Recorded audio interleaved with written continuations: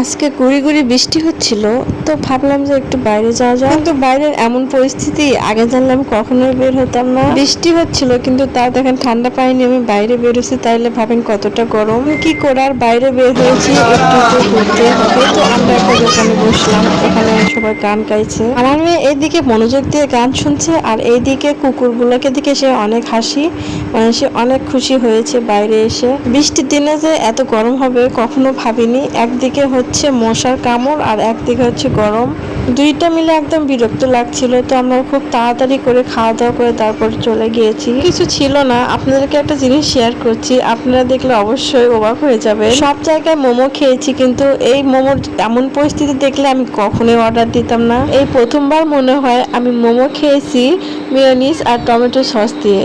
আপনারাও মনে হয় অবাক হয়ে যাচ্ছেন, কিন্তু কিছুই করার ছিল না, কারণ আমরা অর্ডারটা কনফার্ম করেছি। তো তারপরে হচ্ছে আমরা তাদেরকে বললাম যে সস কেন নেই। তারা বলল এটাই নাকি মোমোর সস, তারা মোমোর সাথে এটাই দিয়ে থাকে। তো আমি বললাম আপনারা কখনো মোমোর সস দেখেননি? বললাম আমরা এটাই দিয়ে থাকি। আমি বললাম যে তেঁতুলের সস থাকে, মোমো টমেটোর সস থাকে, কিন্তু অন্যরকম, কিন্তু মেয়োনিজ দিয়ে সস বানায়। তো আমি তাদের সাথে বেশি কথা না বাড়িয়ে আমি চলে আসলাম আমার মেয়েকে নিয়ে, কারণ ওইদিকে অনেক গরম ছিল। পয়সা বাজার ঘুরতে এসেছিলাম, তো সেখানে গিয়ে আমার মেয়ে একটা জুস খেয়েছিল। এটা আমাদের আজকের খাওয়া দাওয়া।